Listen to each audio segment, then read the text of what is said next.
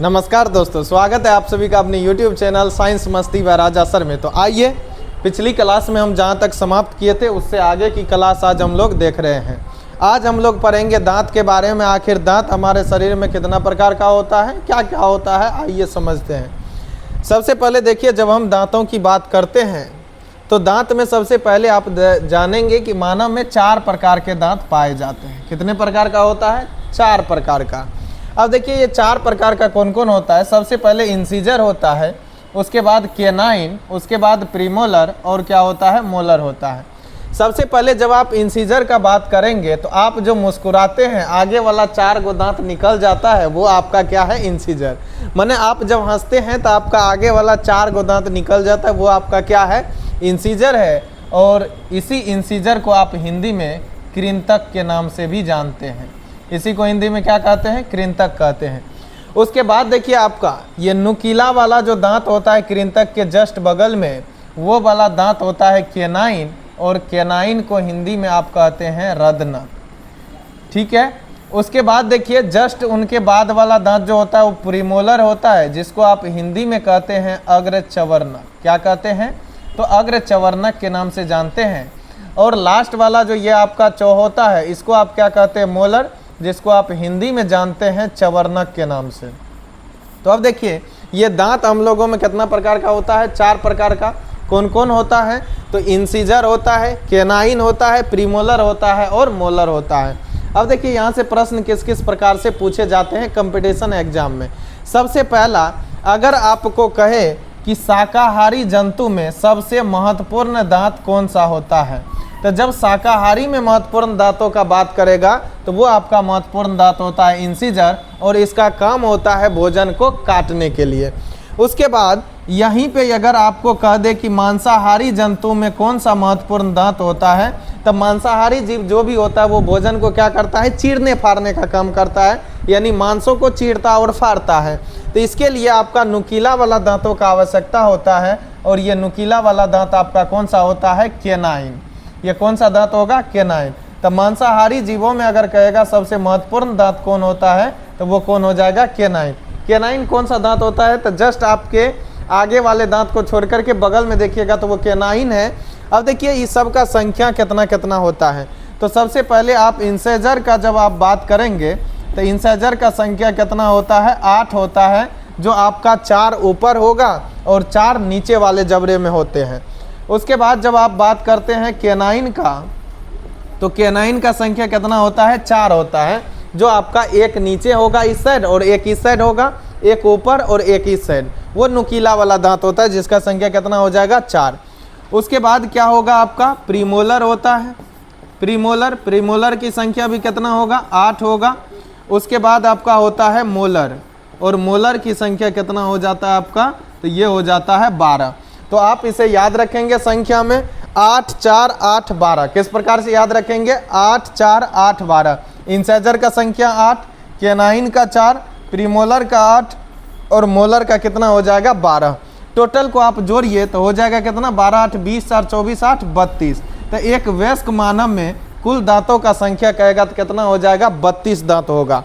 अब ये 32 दांत जो होता है, सबसे पहले जब बच्चे में कौन सा दांत आता है, तो वो दांत आप याद रखेंगे इंसाइजर। बच्चे में कौन सा दांत आता है सबसे पहले, तो वो आगे वाला दांत आएगा, जिसका नाम क्या होता है, इंसाइजर होता है।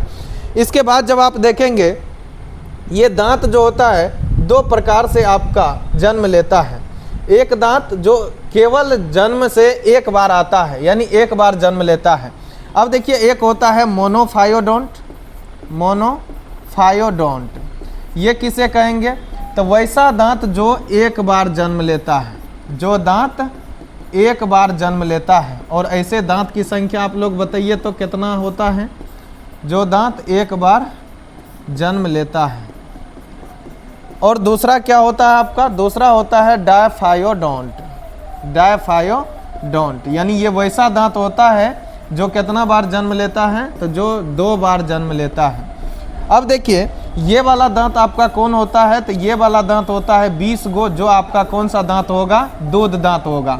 और दूध दांत जैसे ही होता है, ये लगभग आपका कितना वर्षों तक टूट जाता है, तो 6 वर्षों तक लगभग ये क्या हो जाता है, मतलब टूटना प्रारंभ हो जाता है 6 वर्षों में।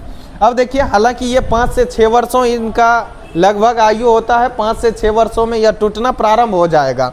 अब इनका संख्या कितना होता है, दूध दांत का 20 गो होता है। अब ये जो 20 दांत होता है ये होता है अस्थाई।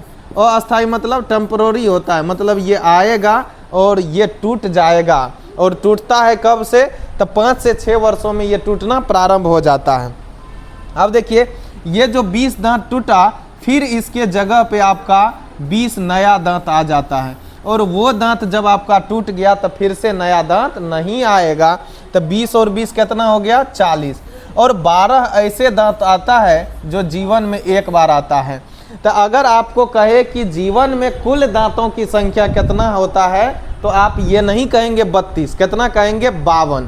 क्यों कहेंगे, 20 दांत, दूध वाला दांत जो होता है वो टूटता है और फिर से उसके जगह पर नया 20 गो दांत आता है। तो 20 और 20 कितना हो गया, 40। और 12 दांत ऐसे होते हैं जो जीवन में एक बार ही जन्म लेता है। तो 40 और 12 कितना हो गया, 52। तो टोटल अगर कहेगा कि पूरे जीवन काल में मनुष्य में कुल कितना दांत होता है, तो वो दांत कितना हो जाएगा, 52 दांत होगा।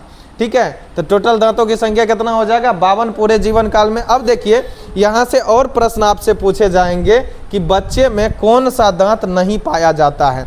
तो देखिए, बच्चे में जो प्रीमोलर होता है, प्रीमोलर बिल्कुल भी अनुपस्थित होता है, यानी प्रीमोलर दांत बच्चों में नहीं होता है, यानी ये बच्चों में जो है बिल्कुल नहीं पाया जाता है।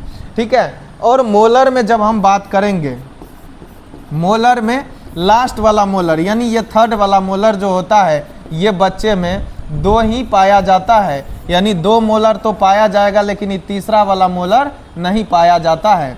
अब देखिए, तीसरा वाला मोलर का अनुपस्थिति होता है, यानी तीसरा मोलर नहीं पाया जाता है। इस तीसरा वाला मोलर को ही आप बुद्धि दांत के नाम से जानते हैं, और ये आता है लगभग 18 से 20 वर्ष के उम्र में। कब आता है, 18 से 20 वर्ष के उम्र में इनका लगभग औसत आयु होता है कि आएगा। इसीलिए हम लोग मानते हैं कि 18-20 वर्ष में लगभग व्यक्ति को बुद्धि हो जाता है, इसीलिए इसको अक्ल का दांत या बुद्धि दांत के नाम से भी जाना जाता है। ठीक है, तो बुद्धि दांत किसे कहेंगे हम लोग, थर्ड मोलर को, जो कि बच्चों में नहीं पाया जाता है।